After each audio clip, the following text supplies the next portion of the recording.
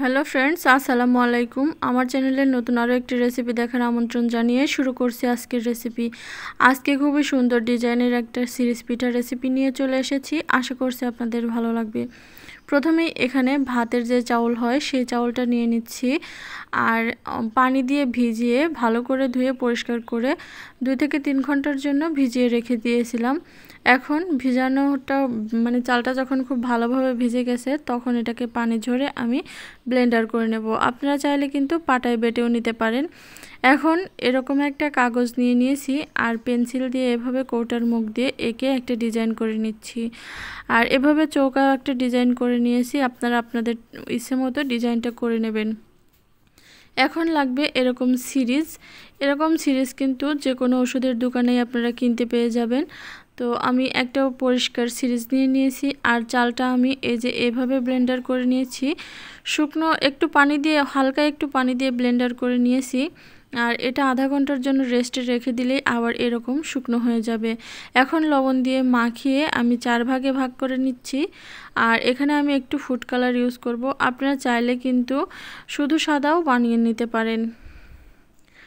তো আমি এখানে 3 কালারের কালার ব্যবহার করব, 3টা কালার। আপনারা আপনাদের ইচ্ছে মতো কালারটা ব্যবহার করে নেবেন। তো কালার মিশিয়ে নিয়েছি, এখন সিরিজে ভরে নিচ্ছি।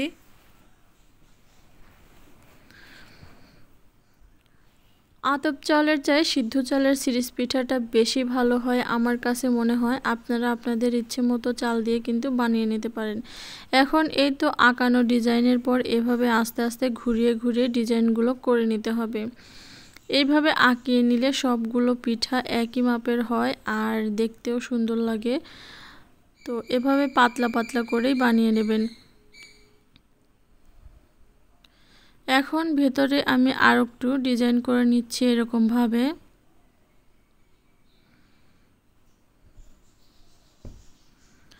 এই যে দেখুন কত সহজেই কিন্তু ডিজাইনগুলো হয়ে যায়।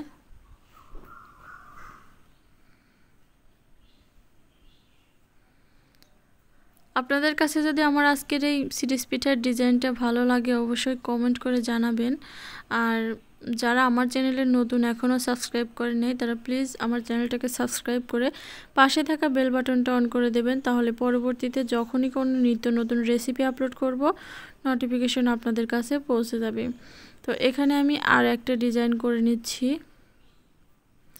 হাতের দিকে তাকালেই কিন্তু বুঝতে পারবেন আমি ডিজাইনগুলো কেমন করে করছি।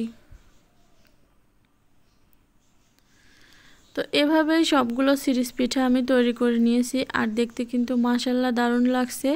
এগুলো এখন সিদ্ধ করতে বসিয়ে দেব। আগে থেকে রাইস কুকারে পানি দিয়ে দিয়েছি আর এভাবে রাইস কুকারে যে ঝাঁঝারি ডালাটা থাকে সেই ডালার উপর বসিয়ে দিয়েছি। এখন পাতিলে গরম পানির উপর এটা বসিয়ে ঢাকনা দিয়ে ঢেকে রেখে দিব 2 মিনিটের জন্য। ফিরে আসছি 2 মিনিট পর। তৎক্ষণাৎ আমি আরেকটা ডিজাইন এঁকে নিচ্ছি এভাবে। এটা কিন্তু চৌকা শেপের যে ডিজাইনটা করেছিলাম সেটা। তো সেম পদ্ধতিতে আমি এগুলোও সবগুলো তৈরি করে নেব। আমার চ্যানেলে কিন্তু আরও অনেক সিরিজ পিঠার ভিডিও আছে, আপনারা চাইলে সেগুলোও দেখে আসতে পারেন। এছাড়া আরও অনেক নাস্তা, পিঠাপুলি, বিভিন্ন ধরনের রান্নার রেসিপিগুলো দেওয়া আছে। আপনাদের যদি ভালো লাগে তাহলে দেখে আসতে পারেন সেগুলো।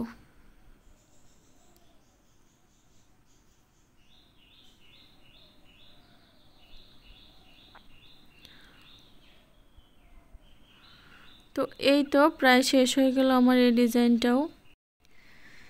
এই 2টা ডিজাইনের মধ্যে আপনাদের কোনটা বেশি ভালো লাগেছে কমেন্ট করে কিন্তু জানাবেন। তো এগুলো কিন্তু সিদ্ধ করা হয়ে গেছে, আমি এখন তুলে নিচ্ছি।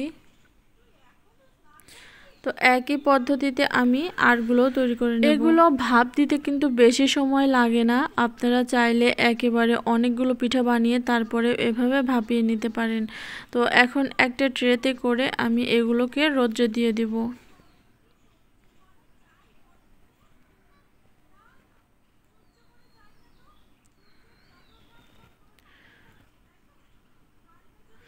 এই যে আমি এগুলোও এভাবে দিয়ে দিচ্ছি।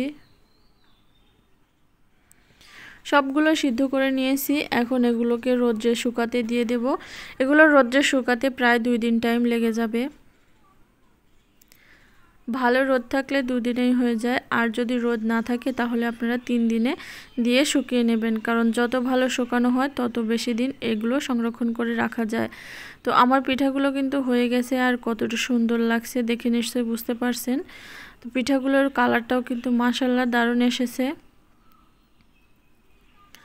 একটা পিঠাও কিন্তু ভাঙেনি। সিদ্ধ চাল দিয়ে পিঠা বানালে একটা পিঠাও ভাঙবে না। তো এখন এগুলোকে আপনারা সংরক্ষণ করে রেখে দিবেন সারা বছর খাওয়ার জন্য। আপনাদেরকে ভেজে আমি দেখিয়ে দিচ্ছি কয়েকটা। তেলটা যখন খুব ভালোভাবে গরম হয়ে আসবে তখনই এই পিঠাগুলো কিন্তু দিয়ে দেবেন।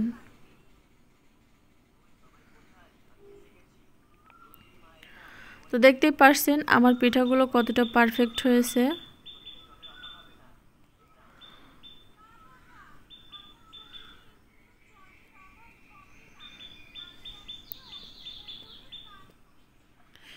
তো কোনো রকম কাঁঠাল পাতা কলা পাতা ছাড়াই কিন্তু আজকের এই পিঠাগুলো তৈরি করা হয়েছে।